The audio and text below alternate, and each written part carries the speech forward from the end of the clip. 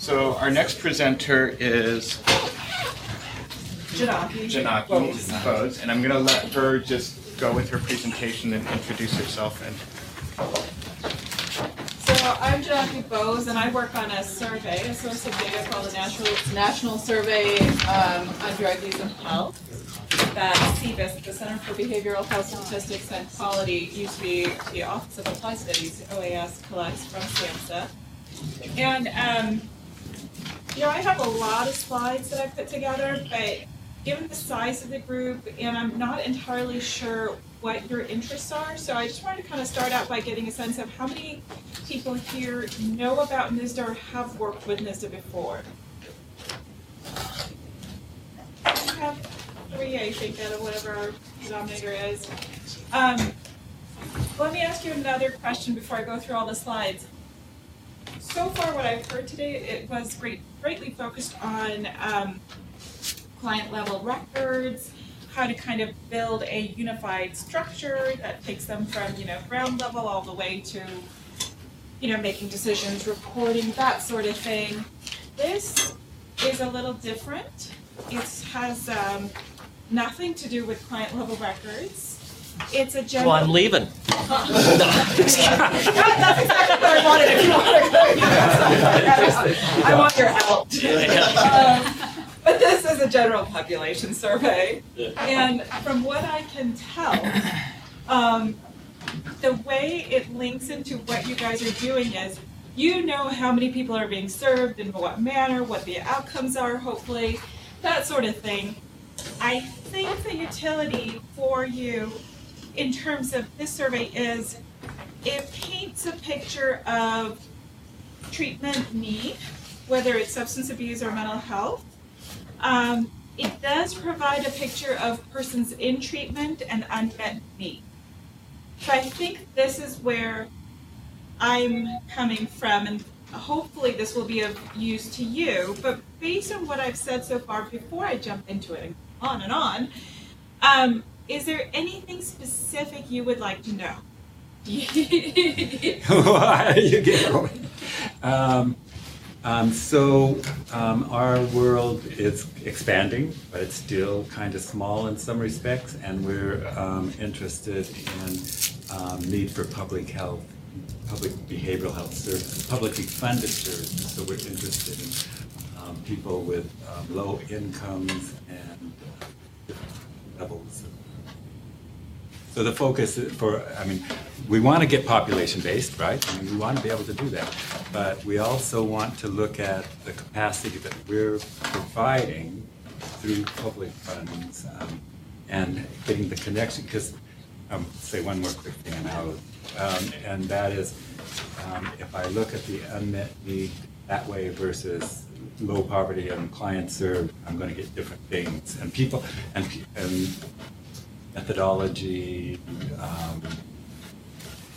People sometimes don't know what they're getting, yes. Or who they're getting it from, yeah. and so there's some softness in the data, and that. So however you can address those issues would be helpful. Okay, and so the two things, publicly funded is one that you mentioned. Right. And I have a slide on that, and I can talk a little bit about how, and the ACA also, I don't have a slide on it, but I'll talk a little bit about how our data has been used by our policy and planning office, along Truvin's been the contractor on that, in kind of looking at state level by different definitions of persons in need and what effect might be based on the ACA. So and to be useful for a state, it's got to go lower than a state level. It's got to go to sub-state or something. Sub-state, okay. At least a regional. And I'll try to address this. Yes. It's actually higher rank than I am in my state. It's an inverted hierarchy. You're at the top. Definitely will ask the more embarrassing questions. The question I want to make a comment and ask a question. There's a saying that the only tool you have is a hammer. All of the problems tend to look like nails after a while. And my impression of the mental health system and data measurement sometimes is that you define all your problems as nails. The only kind of tools that you actually end up building are hammers, which is a little bit different And I'm just curious, at the base of all this, rather than take the prejudices kind of inherent in the medical model and the design of services around problem solving, there's a problem or a diagnostic code and a cure for it, which is the medical model. Instead, do you have some mechanism, or how would they develop mechanisms for anecdotal outcomes and anecdotal accounts actually driving the kinds of measurements that you're actually creating? It's a medical. Because everybody assumes that they know what's best for the population, they know what they want to measure, but if you actually go past the people that actually get the services, Right. the world looks much different in terms of both the effect of your policies, the way the resources are used, and what the prospects of success are. Right, and this, I think, actually doesn't do that either. I don't think it fulfills the medical model or the anecdotal, anthropological. It doesn't take those approaches into account. I think the survey, it started primarily as a substance use survey. Yeah, I think when, Len Bias and all of that kind of went down, money for substance use and the war against drug, it became a kind of dominant factor. ONDCP supported this study a great deal. The sample size went up. States needed estimates. And so that was, and this was one of the surveys that gave us standardized across the board measurements that allowed states to be compared using questions that were tested. But it really doesn't go. Is it ultimately to measure prevalence or It performance measures, quality? we do prevalence, we do use past month, past year, and lifetime. We do past year substance use and disorders. There are limitations. There's certain populations that are not captured. Your population in jails, persons not in homeless shelters, institutionalized populations, long-term institutionalization. So those populations are not captured by the survey. So those are some of the limitations. Sample size gets to be a limitation soon.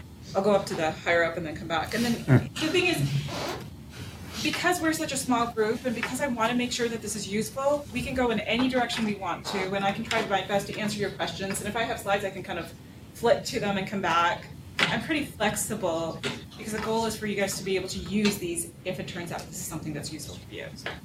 So, you want to see how ignorant I am? So what is NSDUH? What's that stand for? And you know what? I think I don't even know if I spelled it out anywhere. Okay, so then the other acronyms were substance use disorders, addictions and mental illness, severe mental illness. Substance use disorder.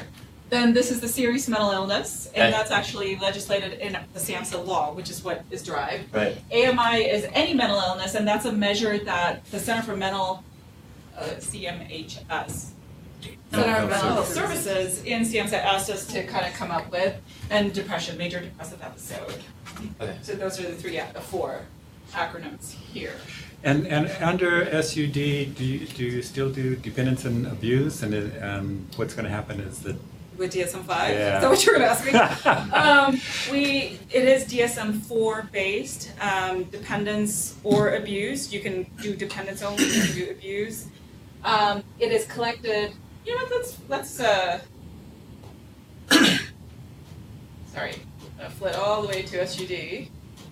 So this is all the estimates, let's see. All right, so substance use and disorder. I'll start with prevalence. So as I said before, we have past month, past year, lifetime substance use for these drugs. And then based on their responses, they go into the abuse and dependence section. And for each drug, we measure past year abuse or dependence. And then we also have alcohol. And we have an overall measure, illicit or alcohol abuse or dependence. So there's variations in theme using these variables that we capture data on. So that's where the SUD comes from on the survey. And you know what? So these are all the treatment slides. Sorry, I just want to see what this is. So that's the treatment need. And I'll come back to that. I'm just gonna go.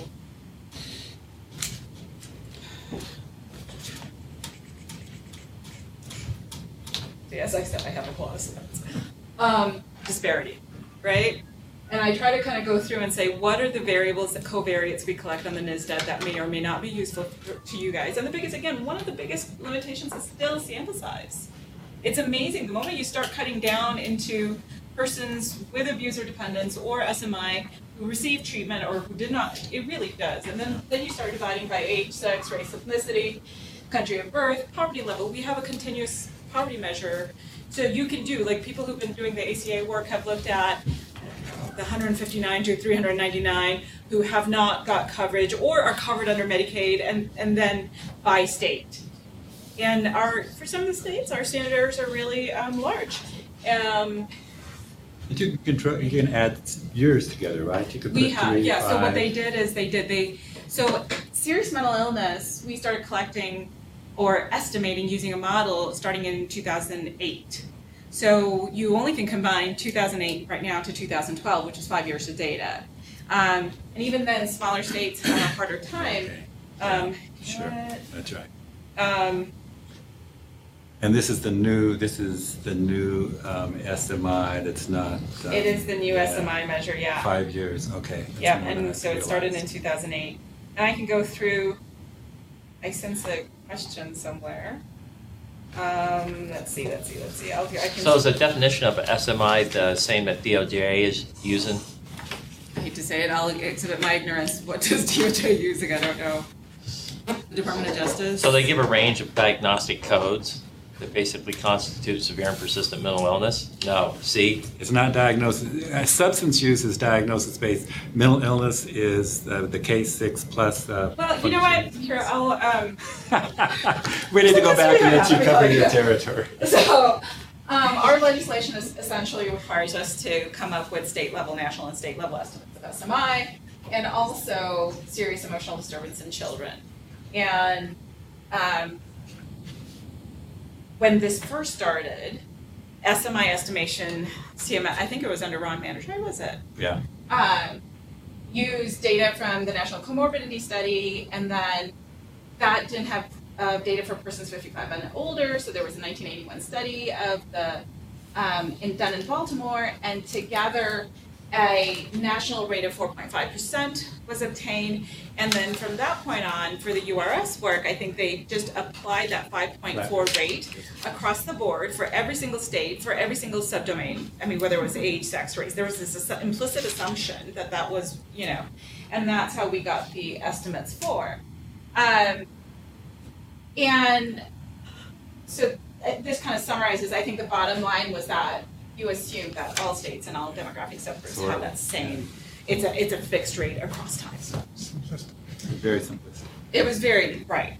And so CMHS, and I think that may have been under Jeff Buck at that time, who I think now is at CMS, approached us to come up with a better method to estimate SMI and SED for children.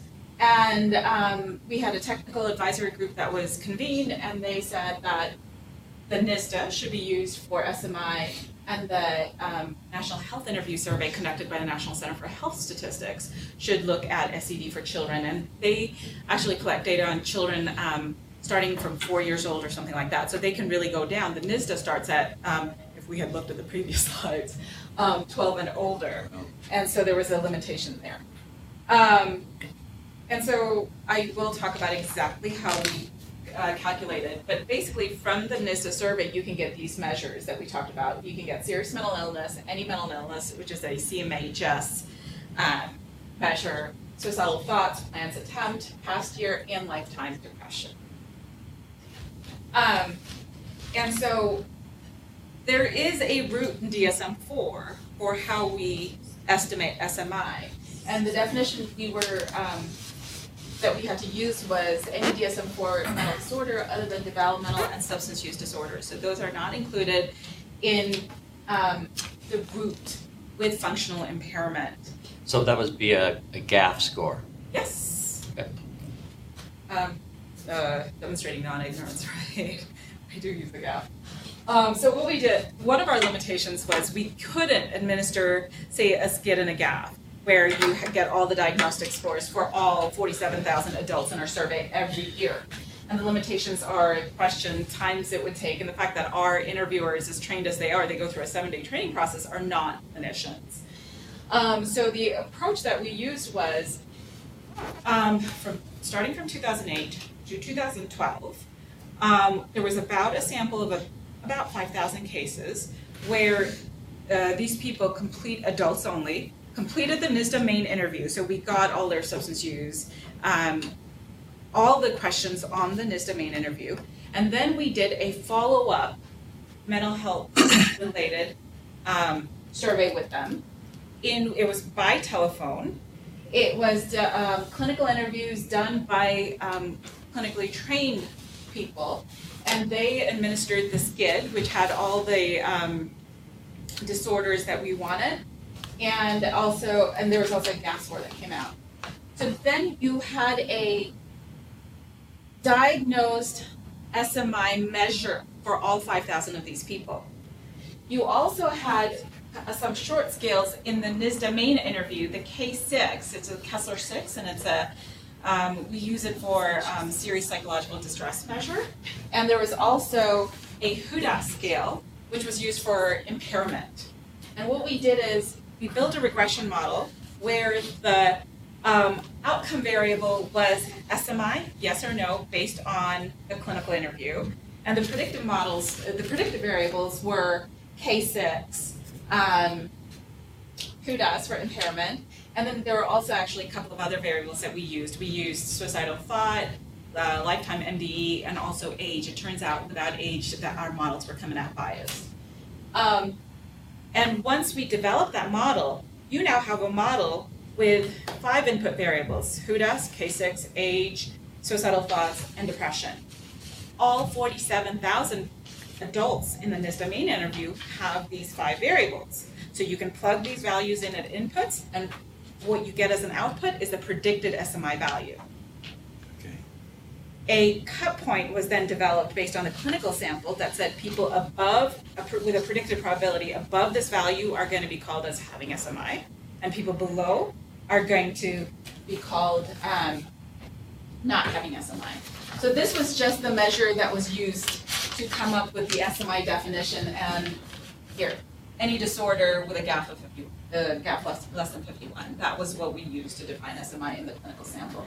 So I think it's acceptable. I think it works. I would like you to touch base with John Collins and see what what he thinks about that. I think that we would like to support use of that as acceptable measure of serious mental illness.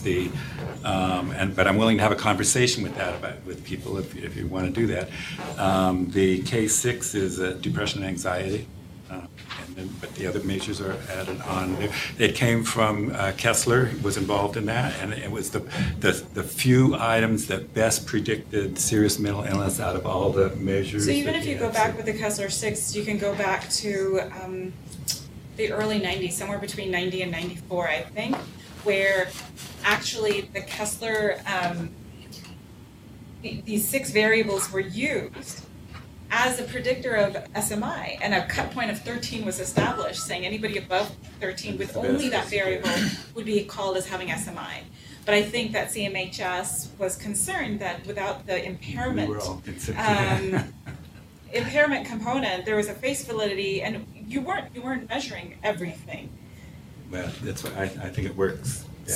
So that was some of the, and let me actually scooch all the way up. One question. It used to be that some of the states, and I imagine it's still the case, focus primarily their resources for people with serious and persistent mental illness, so the SPMI population. Oh. Does this break it down to the subpopulation of the people with SMI who have SPMI, or does it not go to that level? No, it doesn't. It doesn't. I didn't think it did. You could. Just take half of it. I think that's getting so refined that your numbers get so small that. What is the percentage of people who are within the persons with SMI have SPMI? A serious and persistent mental illness? Half. Oh gosh, does half. anybody who's looked at state data more recently than I have know? It's 50% of the people with SMI have a SPMI. That's 5.4% for SMI, and. There was. I can see the federal table, and there was a. Yeah. Because I mean, I don't know if there are ways you can start winnowing it down based on some of the other accompanying measures on the file, which I think you could. Probably. I mean, it seems like you could probably, from within your shop, do a similar regression model for SPMI if you, from the more thorough data, correct? Would you like have a lower GAF score? Or I don't know. Would you I have say to they have to look. Well, have some of two or more it's scores? GAF and some of it isn't, because some of it's the duration and the level, like, Yeah, the federal definition, there's a checklist in the federal And it's definition. been institutionalized, so it may not be a difference in GAF, It's but not based on Oh. GAF at all. And it's interesting you say that because we also have a measure of treatment for mental health, and we deliberately did not use that as a predictor because treatment is independent. You know, if for treatment, there are implications. Tiny table, but I just wanted to have it here so that I could talk about it. There's two ways to get state estimates from the NSDUH. One is using our small area estimation procedures, and one is actually this is the slide I want to look at. So we convened a group of experts and said, how do you calculate unmet need for mental illness? And the problem is it's not like SUD where you have one nice definition and that's what you use. And so this just illustrates how you can say any mental illness, SMI, moderate, low, no mental illness, and the percentage of receiving mental health services.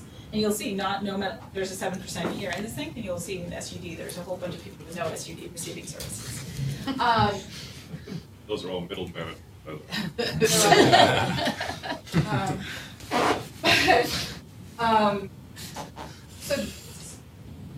So like clearly we've jumped all over the place, but I think the goal of this was to show we have prevalence, we have ways for both substance use and mental health measure prevalence estimates. We then have treatment need measures, which could be defined either by SMI or SUD, SMI, it's whatever you'd like. And then you have receiving treatment on each of those dimensions. And then you can bring them together. And then you can either use direct estimates or small area estimates to come up with measures for them and comparisons for them. For state, sub-state, you have to pull data, unfortunately. I think, for the larger states, you have a little bit of leeway, but even then, even for California, Pennsylvania, you still have a problem. Let's see. Oh, I can interpret it. I have a really stupid question. Why would there be a percentage of people receiving mental health services who don't have mental, or categorized as not having mental health illness? There could be, The people who go to therapy without a diagnosis. it could be that. It could be people in recovery for whom it's a part of their treatment. There is misclassification. It's a model-based estimate, SMI is, and so there is a level of misclassification despite our best efforts. So there's some of that going on. It's just a data error. Reporting error. One is our error. The other is just reporting error as well.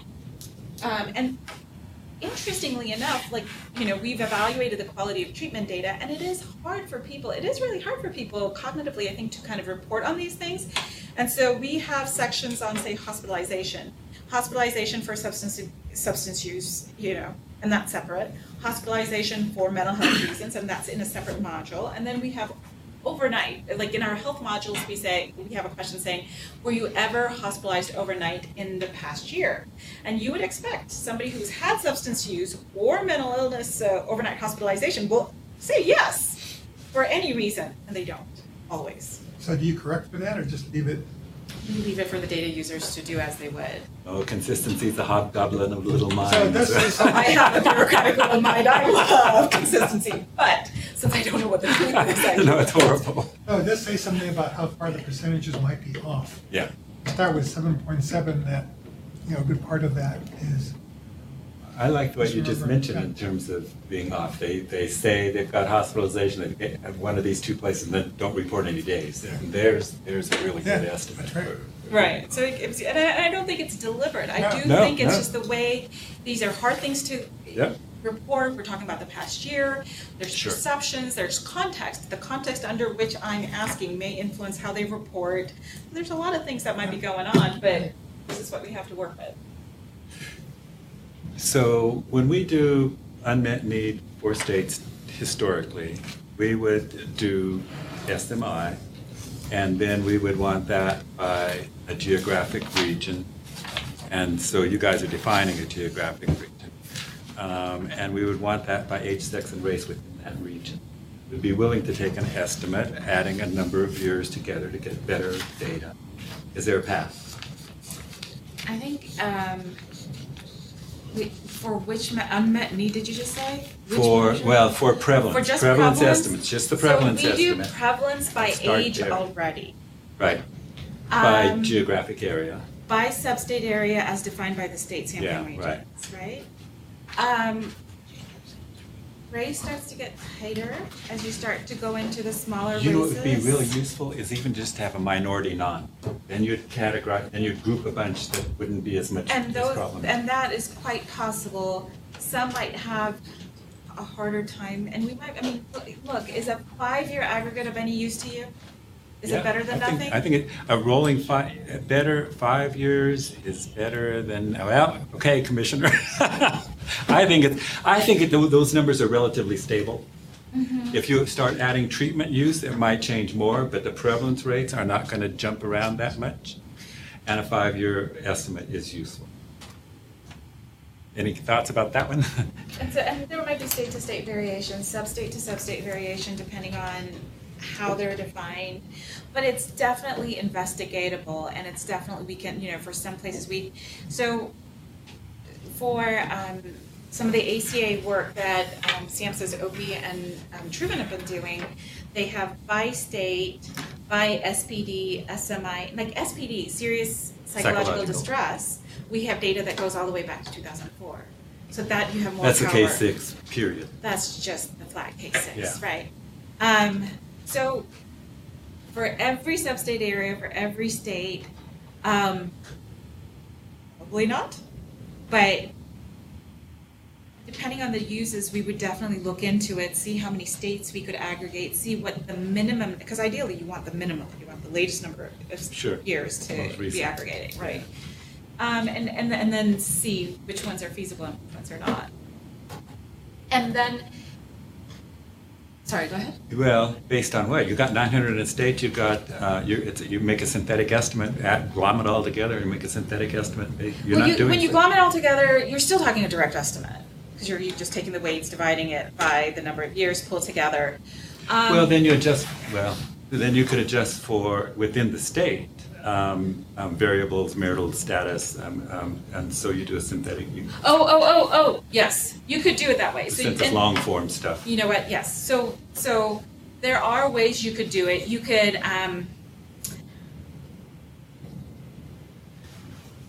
you could make an assumption that the overall minority Right, state right. rate holds for every sub-state area, right? The And rate, the rate yeah, not the does. number, just the Not rate. the- right. Yeah. And then you could say, I'm going to use census data or state data, better sources of data for the distribution, and then apply that rate. Yeah, You absolutely could do that. Or you could even, seems like a reasonable kind of, I mean, you're not fudging, I mean, you're using the best source of data you can. And it's all your very es- transparent. It's transparent. And there's different ways you could do it. If your state is similar to a nearby state in terms of terrain, domain, you could borrow, Interesting. so like I'm a sort of methodologist by trade. I'm not a health statistician. And in transportation, all transportation problems are very local, right? And it's very hard to get local data. And so they do a lot of that borrowing of strength. I'm going to Interesting. cut it by urban areas. I'm going to cut it by rural Yeah, mountains, yeah. So they define their local areas a little small to get their rates. Yeah, So you can play around in that way as well. so, and so then serious mental illness is one, and then for adults with abuse or dependence is the other one. That we That's what typically is used, right? I mean, you can get abuse only, you can get dependence only, but typically people We use want both, and then it would be by age, sex, and race. I mean, there's a limit how far it's even useful to get it on the disparities. So. Okay, and then it would be not, okay. Well, so then the only other question I have, and that I can think right off the top of my head is, are you going to help us learn how to use the online database, and do we need that, or are we better off just asking you guys to do it? No, we encourage you guys, I mean, because we're so short-staffed, right? You asked me, like, I just had a graduate student doing a PhD project ask me for something in June. I just sent him the tables in December. So our staffing levels really are not the best. But let me go through how to obtain the estimates so that you guys have a sense. Public use data files are, I think, not of interest for this group because there's no state codes in it to start with. But if you want to play around with the data, they're available on that website. You can take it, you can look at the variables at a national level, and it gives you that first glimpse, and there's no restrictions. There's an online data analysis system, as well as you download it and use it in or whatever it is that you want to do. We do a lot of regularly released publications as well, the state SAEs, the small area estimates, with the 26, that table with the, small writing on it. Those are the 26. We publish that every year. So if those are the ones you're using, then you can just go get it every year from there. And if the small area, the sub-state areas that are defined in those reports, the sub-state areas that you want to work with, then you might be okay. We have something called the restricted use data analysis system, which is an online table generating software. You can get state codes from there. Starting tomorrow, we will release the RDAS that also has county codes and MSA codes and CBSA codes.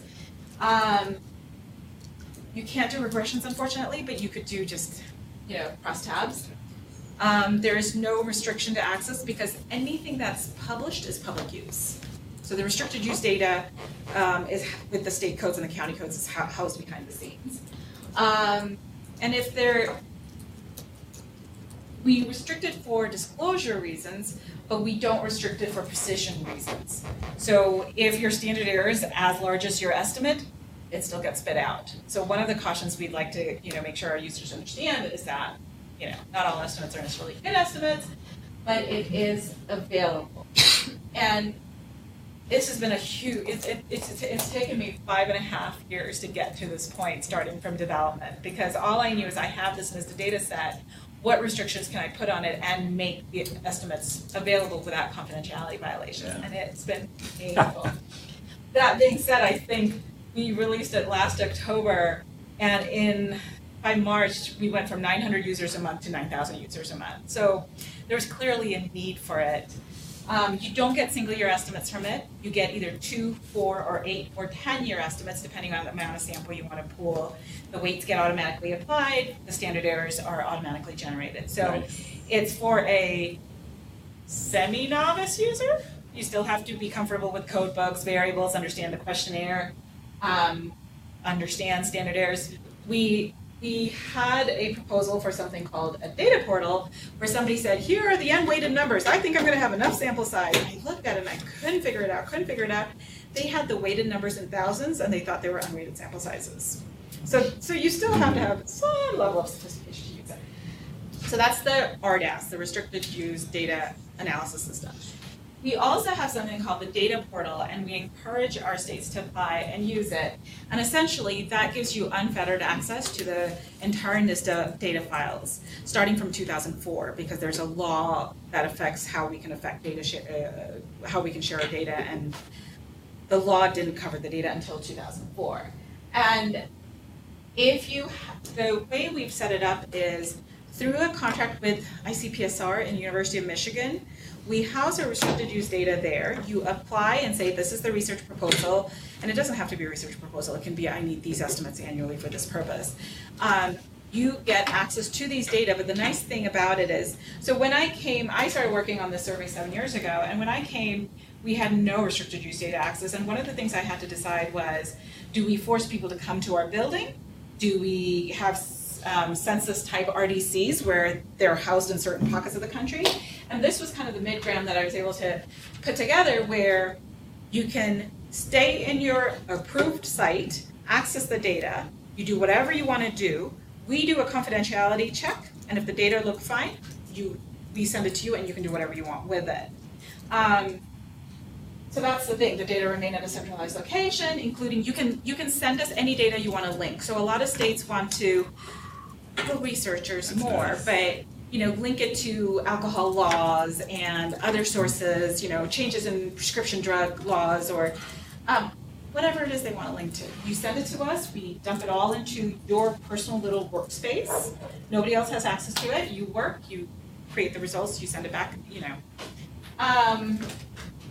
For this, one of the stumbling blocks is it's covered by a law called SIPC, and SIPC requires us to do site visits to anybody who has access to the restricted use data, which is why the RDAS was so good, because any output is public use.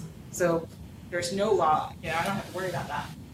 So that's the data portal. And if you have a regular need for it and you expect to be using it, we encourage states to apply. Application periods we just unveiled this last March, I think, so it's very new.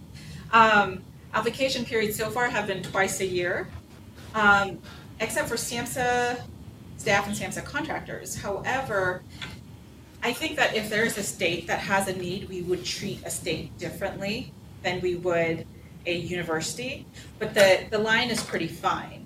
We had, I think it was Westat, who had a contract with a number of states to facilitate data access through a grant, but that's not a SAMHSA contract.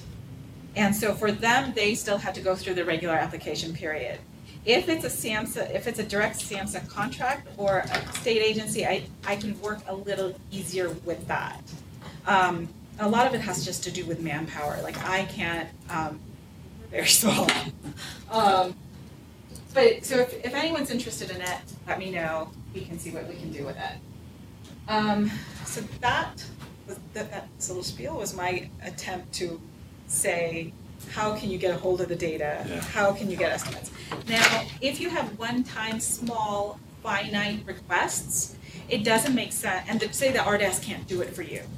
It doesn't make sense to go through the data portal because you have to apply. It's a lot of work. We can then do special requests. And we have a little place on our website where you just send in a request, it gets funneled to the right person, and then whoever. So there's somebody called, I don't know if you guys know, Art Hughes, who works on our staff, and he does a lot of the state and sub-state requests. He's he's in charge of the entire SAE program. But anyway, so it gets funneled, and we work with data requesters all the time doing that. What else? Any chance there's any movement whatsoever of like CSAT or CMHS using this to pre-populate our block grant applications for prevalence? We haven't heard of it, but we can always work, like, so is it John Campbell and stuff? Like, who's the point of contact there?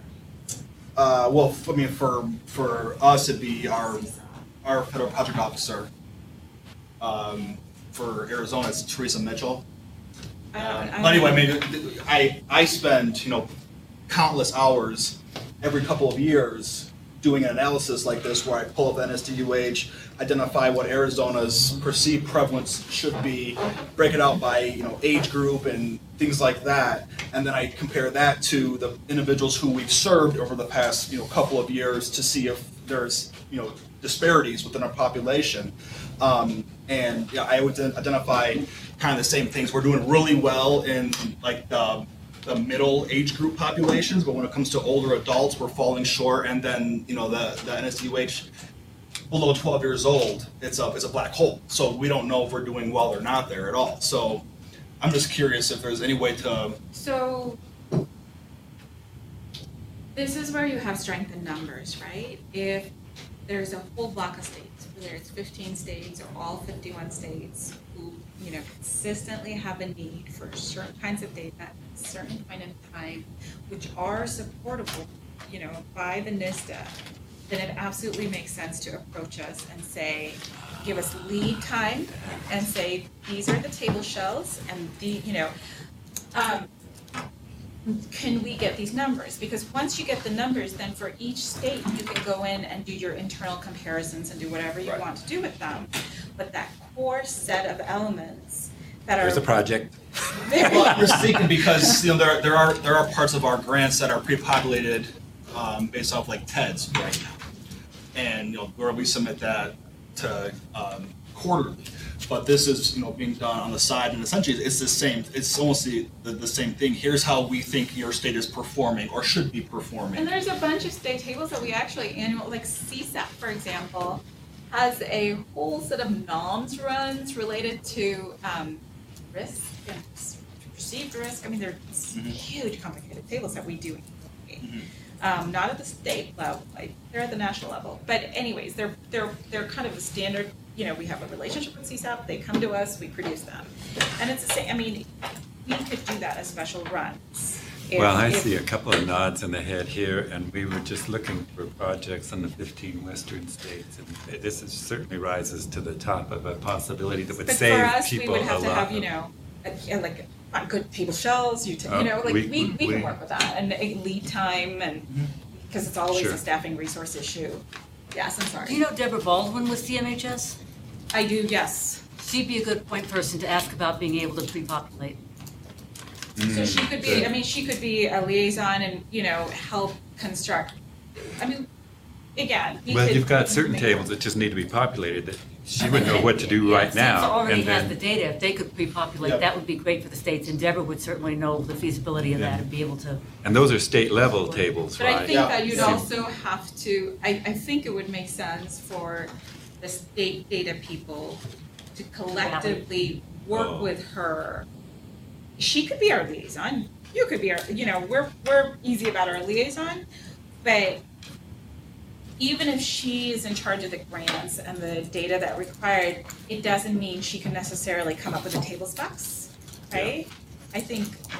Well, we could do that maybe and then think in terms of lower level things that you would want to do, state useful prevalence estimates and that's a great offer. I really appreciate that. I think that's a great idea and But we would, we really would encourage you to go in and look at the RDAS, look at the public use file, look at what's in what's in our questionnaire, but not in the RDAS, not in the questionnaire, and get a sense of what it is that we collect and what, I've tried to pay attention to that over years. It sounds like a couple of people here use those data, so I expect we have a pretty decent knowledge. And I will say that the moment you start going into unmet need, it gets so small, so easy. So unmet need by sex, race, it just gets tough for mental health. So we might end up saying, I'm sorry, for a small state, we don't have a sample size.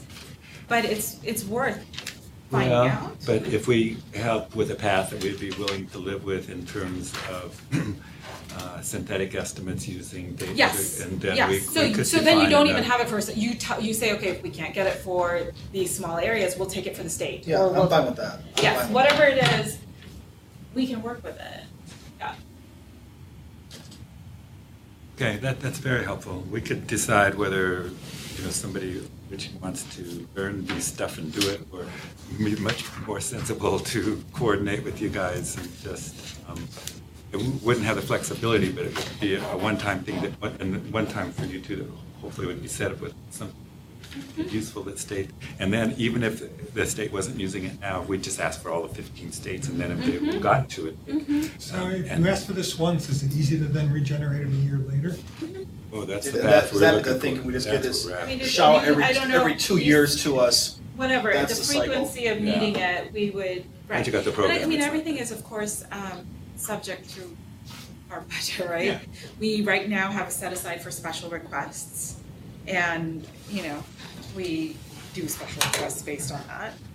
If our budget is cut and we don't have special requests, then we can't do it. Well, we'll pay for you to come the next time you come. We'll do that. And that's one reason I was asking, once you have the structure, I assume it costs very little to rerun it later, 2 years later. Relatively speaking, your fixed plus variable, your fixed is a lot reduced, but it's still what we do is RTI is our current contractor, and so somebody in SAMHSA, and Art is often the state level filter, takes the request, sends it to RTI, it comes back to him, he checks it, and then it goes back out to the requester. and contract time is never cheap. See, I would So really there's that. like having the extra eyes on it that they would provide instead of me getting in there mucking around with this stuff myself. Well, I think there's a couple of different things. We know these things we know the NSDUH data, we know the variables, we know the right Right, variables to right. use. You know your state, you know the way the estimates should look. If they look funky, you'd be able to catch it, Yeah. not us. Yeah. So I think that there's, It works together. Yeah. You're right. There's another report I read about the NSDUH, and I don't know, I know there's multiple reports out there. Was there one done separately that looked specifically at people who inject drugs? Or is that as part of the larger one?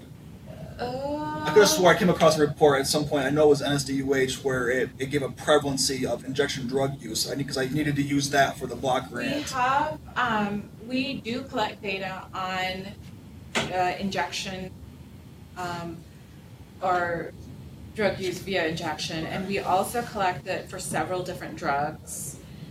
I don't think, I could be wrong, I don't think it's part of our annual national findings report that comes out, but if you read it, then there's a good chance that somebody did a special Yeah, I report, think that's most what it likely was. collapsing multiple years of data Yeah. together. And we have some hinky things that sometimes go on with the data. Because any estimate we provide, whether it's through our publication or through a special request, is an official government statistic, right? We have what we call precision-based suppression rules. So, Appendix B.4 in our national findings report kind of outlines them. And if a given estimate doesn't pass it, then the estimate is suppressed. And sometimes if you have a very small denominator, it triggers it.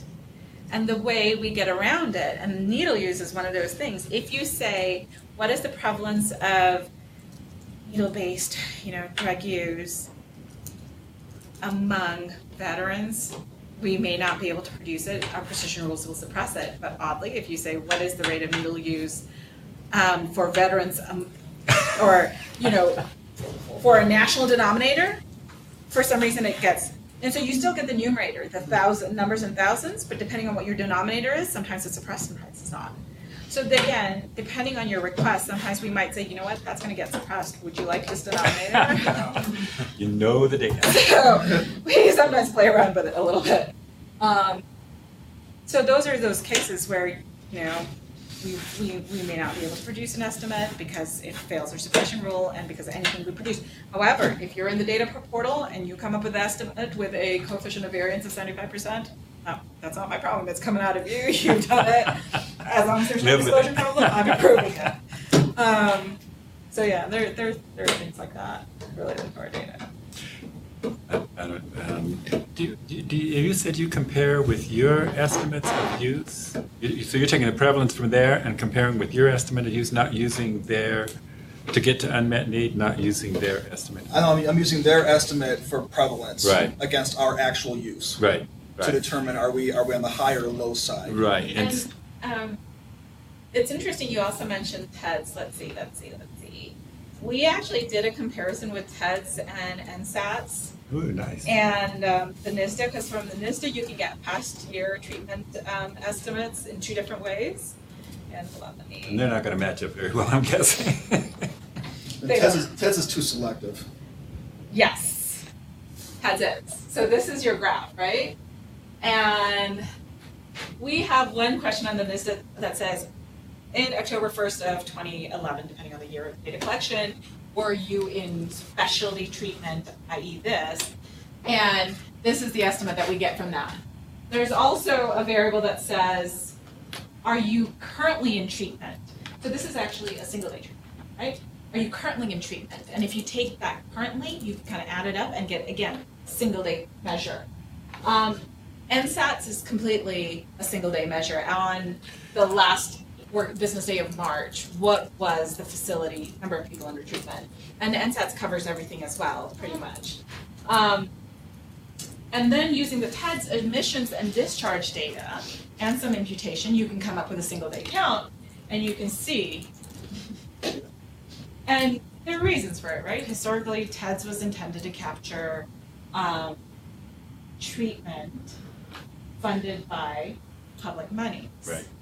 But over time, it hasn't stayed that way. So New York, for example, reports everything because their SSA certifies basically everything, and anything it certifies is reported. So if you took this and you looked at it for New York, this number, New York, Ohio, and then year to year, there's a lot of state variations. So some year you have good state data, some year you don't, some year a state doesn't, But we were trying to come up with a different way of coming with treatment need. What if the persons in treatment number came from TEDS and the denominator, persons needing treatment, came from the NSDUH? Would that be a more robust estimate because TEDS is theoretically a universe of millions of records compared to the NSDUH where the standard errors start to get very high, especially at the state level. But this kind of makes it challenging. You almost have to look at it by state. So if Arizona, is a state which has great TEDS reporting, you might have more power using a combination of TEDS and NSDUH data, whereas certain states aren't that great. People want to use it. So we have a report that's going through clearance that actually looks at past year treatment count, persons in treatment in the past year, single day treatment, treatment need, treatment admissions, comparing NSDUH and TEDS, because NSDUH actually has an item. And so that our goal is for people to then have the tools to decide what they want to do. That's very smart. It's really nice. So I just know from our perspective why TEDS would be lower is because there's such a we have such a rigid selection criteria on who we report TEDS to. So for instance, we won't include the person in the TEDS if they only came in and just got detox or just crisis, because that's not treatment, so to speak. Right. Also, the individual needs to hit on one of the axile diagnoses for us to put them into the bucket. So, and I don't think the NSDUH would be looking at that, maybe. No, because we just asked them, did you receive treatment? Exactly. Right? So it's the challenge with TEDS is if it was uniform across the board, then we would know what the coverage, we would know what the population cover is. We don't. There's not only state to state variation, within state there's year to year variations. And so it becomes very challenging trying to disentangle what's going on and then kind of trying to figure out how to you do a comparison. We live in that life too. What? We live in that life too. I didn't talk about SED, the children, 4 to 17, but I do have a couple of slides if anybody wants to take a look at those. There's a lot of challenges with actually measuring that, and we did a pilot test with a CMHS funded, and us actually also, pilot test, and there were a lot of problems. It wasn't as nice as the adults, where it was problematic going back and doing the clinical interview, the response rates were problematic, and it turns out that unlike the SCID, which has been adapted for the telephone, there's no good SED measure, like the Kappa-Papa was used, but that has problems. There are problems with the scales, the K6 and the HUDAS are pretty established, but there's no solid scale for children that you can use to predict. And so it essentially just... What we've done with the other epidemiologists was use the estimates that came out of the flat rate by poverty level that came out of the Federal Register. And then not only use them for adolescents, but apply them to children, because why are we leaving this out? But that's all you got, right? That's all we have, and at least you have a number in there and you've got something to aim for. This is so very smart. When you're using this for prevalence, and then you're looking at numbers served, are you taking below a certain poverty level, or how are you narrowing down to the public funded piece of this, or do you? Our system only has public funded. Right, so the prevalence estimate covers. So it's a global prevalence for the whole state. But then I look at what is our system hitting on. And it's funny you say that, because what we did is we said, okay, fine. The TEDS numerator and the NSDUH denominator overall isn't working that well. But the argument is that TEDS really does cover a lower income group. What if we look at treatment need by a certain poverty level? Yeah. And yeah, the numbers did look a little better, but we still know there are problems. We still know there's, 100% reporting states like New York. Right. Yeah, no, there were problems. When we work with a state at a time, the federal poverty levels, the sliding scale, often people use it, and that changes over years too. So, that was like in budget busting times, it might go down to 200, and then when things are a little better, it might go up to 300% of poverty. And you just have to live with that. On the data portal, we didn't used to have a continuous poverty measure, and then because of ACA and the demands for different cuts, we actually went back, recreated a continuous poverty measure up to 2005, I'm wanting to say, and then we went back and put it into the data file just to address this ACA that people were having. So are the prevalence rates by poverty level then? They can be computed. But they're not reports that do that. That's the kind of thing. Not at the state, most of our state level estimates are SAE, the small area estimates, they're model based, and they do not have poverty as a stub.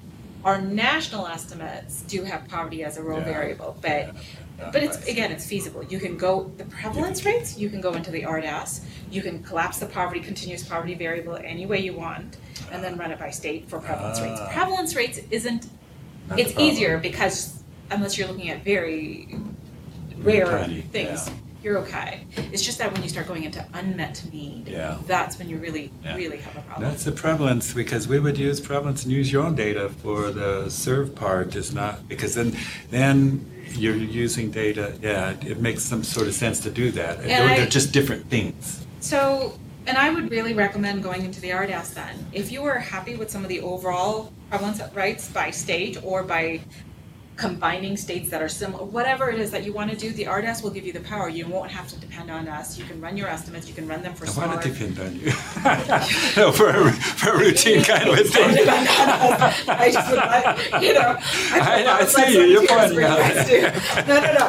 Let me emphasize. We encourage it. I hear you. Well, we want to do both. I think states want a population-based thing that covers everything, and they want what do we serve, and how does that relate to poverty level, so that they're just different things. And I would also want to say that I have a slide there earlier that we didn't cover that talks about what is and isn't included in the NSDUH. So before you do anything, you want to kind of make sure if it aligns with whatever it is that you want to do. We believe that as federal stewards of the data, our role is not only just to provide you an estimate and a standard error, but also to explain the context under which it's produced. If the federal government produces multiple estimates of cigarette use, why are they different? Are they similar? And so we do have a number of comparison reports that are either in progress or are completed, and so we encourage our users to look at them before making any decision as to whether the NSDUH is an appropriate source for whatever your purposes are. It's the only place you can get lower than state level data, though, isn't it? Right, and that's what we need. A state needs geographic within the state. Yeah, and that is really the power of the NSDUH, the way the sample was designed. And I don't know if you know Joe Graffair, he is. He was at one of the conferences. The whole team up there is very impressive, and you supported that. He has been running the NSDUH since '88. Yeah. He's worked on the NSDUH since the '70s.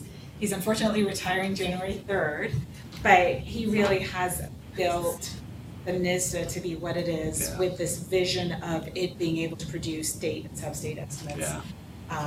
And it's really very impressive. Yeah. Is there any possibility that there'll be more funding to expand the sample size? States can give money to. No, used to be able to. No, I thought a state could ask for more and pay. States have asked. No, we haven't been able to accept state money. Like Hawaii, for example, has consistently wanted us to give funds to increase Oahu size and things like that. That was on the table at one point. It was on the table. We did consider it, but I think I've seen a memo from our OGC ruling for whatever reason. Augmentation was not. Even if the state pays for it. I thought that's how California and some of these other states got the bigger sample, was they added more money. Like Arizona had a larger sample, but I think this was like we're talking either 70s or 80s. Like ancient times. But I remember those. 99 was when the survey got expanded from a national to a state-based survey, and I Oh. don't believe since 99 Oh. we've been able to accept Okay. any funding. So I'll take that as a no. You're on your own here. I like providing context. What can I say? Yeah. Yes.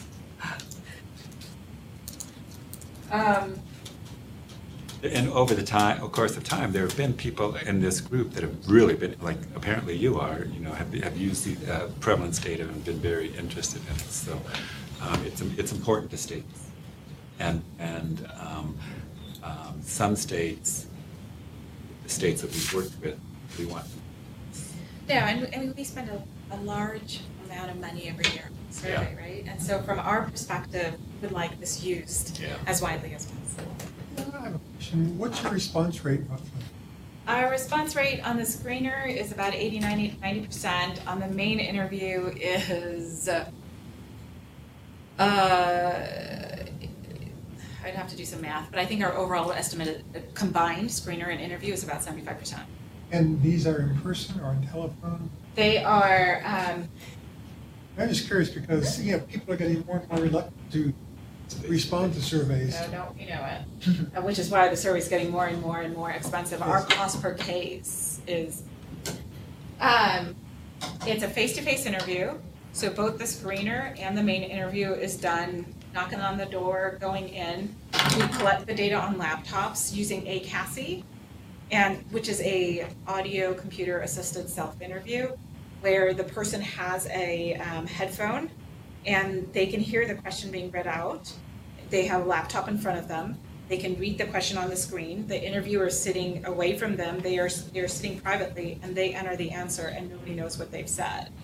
And because we have all sorts of literacy levels, it's a combination of reading and audio that also helps with the reading. So there's a privacy component and a Language. The only two languages are English and Spanish.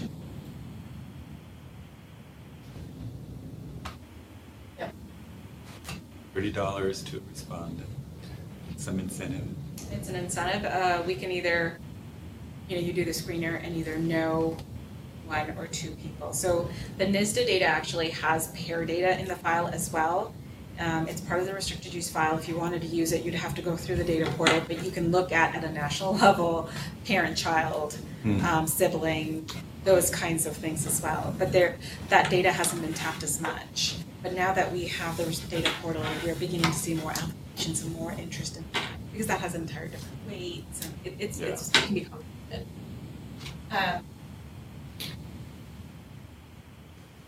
I cannot remember where I was going to go. I was going to go to the end and say that this is my email address. But you can also, again, go through our data request form on the website. Art Hughes, who's, it follows the same format. He's also, he is the expert on state, sub-state, small area estimation. Has anyone requested sub-state? Have you guys worked with the sub-state area estimates? Are requested? No. And if you go to our website, there are .csv and Excel spreadsheets for the state with all the sub-state areas and all 26 measures across the board. And so you can just pick them out and dump them and look at it across years, all sorts of things. Yeah. See. So somebody generated some sub-state counties that would go together in South Dakota, for instance, and aggregate these measures, so you do have some geographic.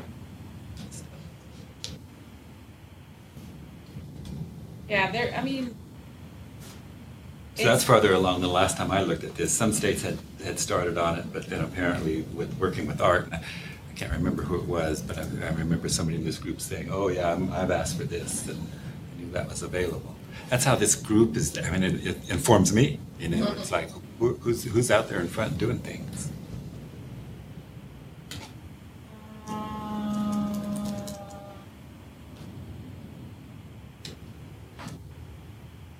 Okay, so this is the page. If you go to our website, and it's our website is what it is. We're not going to say anymore. But that's the NSDUH page. And here are, it's actually also the state estimate page. And so you'll see the state tables, the state summary.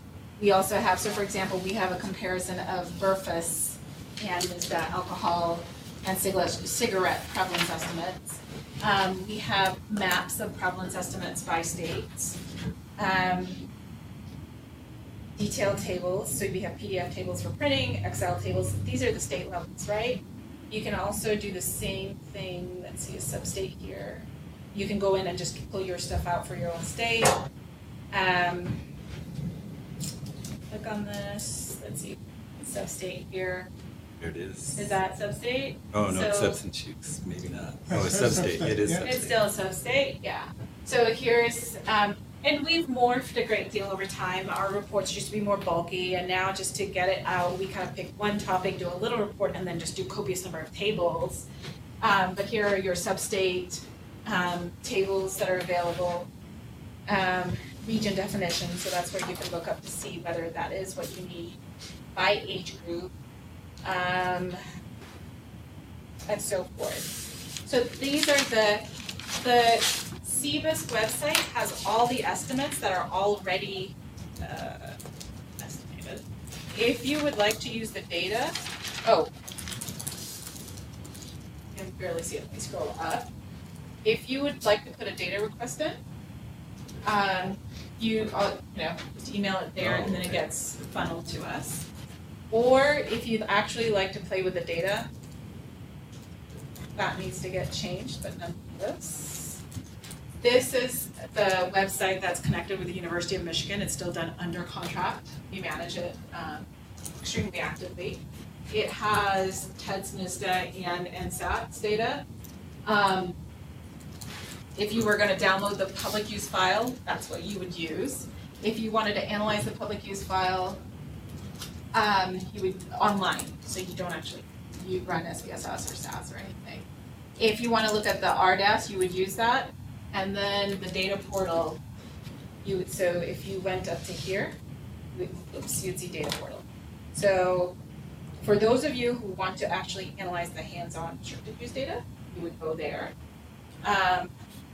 For those of you who want to use the RDAS, and I think the RDAS is one of the good places to start, you would go there. And this tells you, so this file is an 8-year file, so you get more sample. And you can do it at the state level. This one has 4-year clusters. You can still do it at the state level, but sample size. And these are 2-year clusters, so you can either do trend or just 2-year point estimates. And then tomorrow we should have, if tomorrow's the 12th, we should have the county level RDAS up tomorrow as well.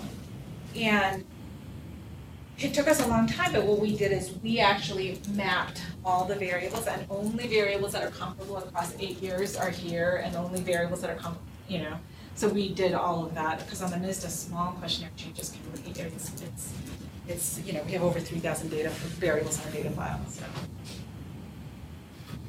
Nice. Yes. I have just a question out of curiosity. The unmet needs graph, the prevalence of serious mental illness is around 2 or 3%, somewhere in there. The population, that would be like 10 or 12 million people, and you're only serving 60% of them. I'm just curious if they've done the additional studies that say what each of those unmet needs actually costs, what the fiscal impact would be, or what the social consequences. If there's other auxiliary studies that come out of that, because there's a reason.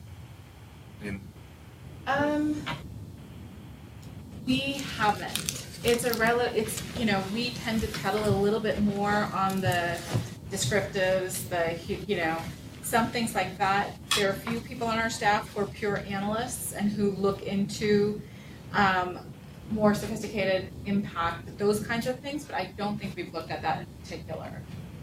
Just trying to figure out what the levers are where do they see the result? I mean, yeah, you could say there are a lot of people with an unmet need in your state, that means that either you're gonna have to divide those dollars differently, you're gonna provide the services differently, you're gonna fund the services, you know. Those are all some decision points that the states would, I don't think the states would have the research chop to actually come up with those estimates on their own. And we don't, again, I think mostly because of a manpower reason, we don't ourselves, like the NSDUH group has 2 analysts and they do a lot of things, but they're limited. There are university researchers, but they've been limited by access to data. And because of the data portal, we're just beginning to see more sophisticated things like the kinds of things you're talking about. CBISC was also recently, the whole transfer of the dig grants and all these things, it's a very recent thing because we used to be a 30% data collecting shop. And now, and that was the Office of Applied Studies, and we just got expanded to CBISC. And so there's a whole half of CBISC that I don't really know what they do, but they're there doing things. And there's an analytic group that also got put into place. And I know they have a healthcare financing team there, so they might be looking at some of these things, but I just don't.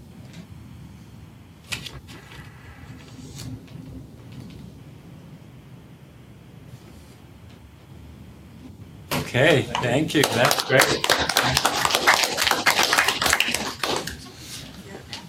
All right, thank you. Oh, there's one more thing I wanted to say is we do have changes coming down the road. There's enough change. I know, and I have 4 slides. We added some new questions in 2012, 2014, we did a sample design change that's not expected to impact our estimates, but it's, there were reasons for it. 2015 is when we're gonna change our entire prescription drug module because we weren't collecting. First of all, we were out of date. When we added specific questions about Ambien and Adderall, we realized how our prescription drug estimates were low, but people didn't want trends to break, so we couldn't add them. So the prescription drug section is and that's going to affect prescription drug abuse and dependency. But we're also going to get prescription drug use and non-medical use. That's going to be a big different thing that we didn't used to get before. And then there's a number of questions we've added about military families because that's a big focus now. We've added questions about persons with disability. So if you're talking about disparate care, that might be something that you might be interested in. We've also added questions about sexual orientation and attraction, not behavior. So those 2 components. So again, if you're looking at disparities, that's something else that would be of interest. The slides have it, but I just wanted to give you a heads up. So in 2015, you didn't go, wait a minute, you never Why said didn't anything she about say that. this? So. Great, thank you.